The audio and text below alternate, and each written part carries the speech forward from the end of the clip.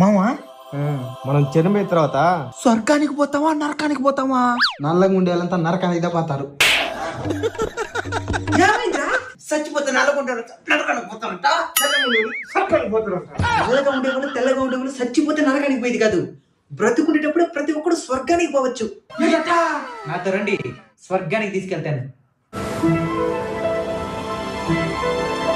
నారాయణాయ నమో నమః వాసుదేవ